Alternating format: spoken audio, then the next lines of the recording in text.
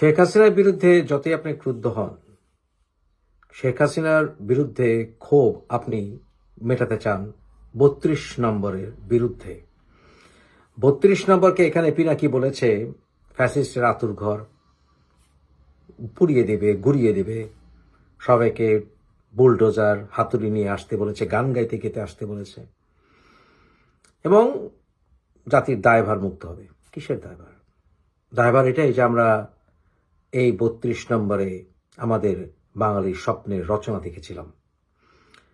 পিনাকি কি মনে করে যে ৩২ নম্বর গুড়িয়ে দিলে, প্রথমত একটি বাড়ি, এটাকে গুড়িয়ে দিলে আবার নির্মাণ করা যাবে না? ৬৮৩ খ্রিস্টাব্দে ইয়াজিদ বাহিনী আবদুল্লাহ ইবিন জুবায়ের যখন মক্কায় নিয়ন্ত্রণে ছিলেন, তখন কাবা ঘর আক্রমণ করে কাবা ঘরে আগুন জ্বালিয়ে দিয়েছিল, হজরে আসওয়াদ টুকরো টুকরো করে ফেলেছিল। সেই কাবাকে আবার পুনর্নির্মাণ করেছিলেন আবদুল্লাহ ইবিন জুবায়ের। সেই কাবায় মুসলমানরা যায় সারা বিশ্ব থেকে। বাঙালিদের তীর্থভূমি ৩২ নম্বর। ৩২ নম্বর ঘুরিয়ে দেওয়াই যেতে পারে, কিন্তু পিস বাই পিস আবার ৩২ নম্বর করা হবে। বাংলাদেশের মনের ভেতরে যে ৩২ নম্বর, এইটা ঘোরা করবে কিভাবে, এটাকে চালিয়ে দিবে কিভাবে? ধ্বংসকারী সবসময় মানুষের ভেতরে ক্ষোভ সৃষ্টি করে। যে ধ্বংস করে সে নিজেই ধ্বংস হয়। ৩২ নম্বরকে ধ্বংস করে বঙ্গবন্ধুর জন্য ভালোবাসা আরো বহুগুণে বেড়ে গেছে বাংলাদেশের মানুষের। কিন্তু প্রশ্নটা অন্য জায়গায়। প্রশ্নটা হচ্ছে, এইখানে একজন অমুসলিম লোক যে সালাম দিয়ে কথা বলে এবং তার দ্বারা সমস্ত উগ্রবাদীরা চাঙ্গা হয় কেন? কারণ পিনাকি ইয়াজিদের ভূমিকা অবতীর্ণ হয়েছে এবং এই সকল উগ্ররা মুসলিম নয়, তারা ইয়াজিদ বাহিনীতে পরিণত হয়েছে। তারা ওয়াহাবি, সালাফিস্ট, উগ্র। তারা ইসলামকে রিপ্রেজেন্ট করে না। তারা আমাদেরকে অপমান করতে পারে, ৩২ নম্বর ঘুরিয়ে দিতে পারে, বঙ্গবন্ধুর মূর্তি ভেঙে ফেলতে পারে, তারা যাচ্ছে তাই করতেই পারে। কিন্তু উপরওয়ালা বড় বড় শক্তিশালী জাতিকে ধ্বংস করেছে যখন তাদের গর্ব চরম পর্যায়ে গেছে। শেখ হাসিনা অনেক ভুল করেছে, হ্যাঁ অবশ্যই, কিন্তু এর অর্থ এই নয় যে বঙ্গবন্ধুর অপমান বাংলাদেশী জাতি গ্রহণ করবে। পিনাকির ফায়দাটা কি? এজন্য অমুসলিম যা বললাম, সালাম দিচ্ছে, চাঙ্গা করছে উগ্রদেরকে, তার লাভটা কি? দেশপ্রেমিক? না না না। বাংলাদেশে উগ্রতা বাড়লে ভারতে উগ্রতা বাড়বে, এই উপমহাদেশ অশান্ত হবে। তাহলে ভারতের হিন্দুত্ববাদী উগ্রতা বাড়ার জন্য যে রসদ, সেটা সৃষ্টি হবে বাংলাদেশে ইসলামী জঙ্গিবাদ বাড়লে। কিন্তু প্রকৃত সনাতনীরা এটা পছন্দ করে না, প্রকৃত মুসলমানরা এটা পছন্দ করবে না। তাহলে উগ্রতা বাড়ুক কারা চায়?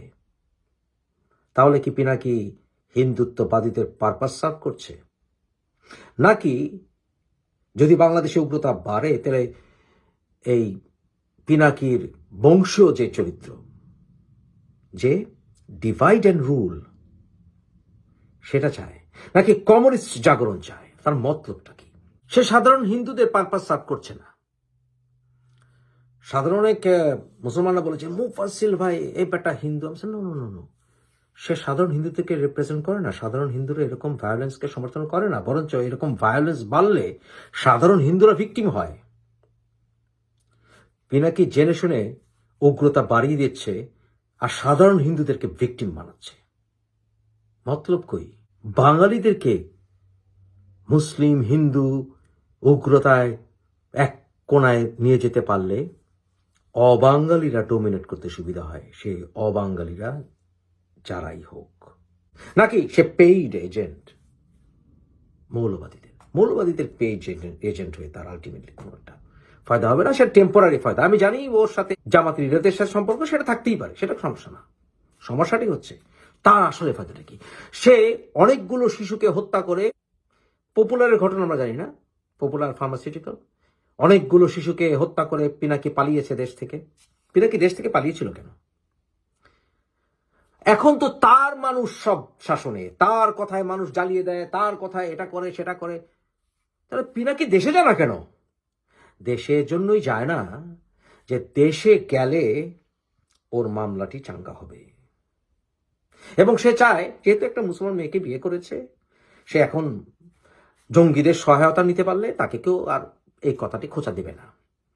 আর মানুষ 280 জন শিশু হত্যার কথা ভুলে যাবে, তাই না পিনাকি?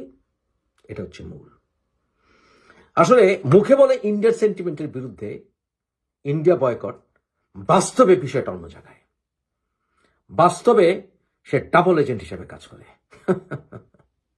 বুঝি বলি আমরা, বুঝি। হায় রে ফ্রান্স পাসপোর্টের লোভ, হায় রে লোভ, দিল্লি কা লাড্ডু, তাই না? আসলে এরা দেশে যায় না কেন জানেন?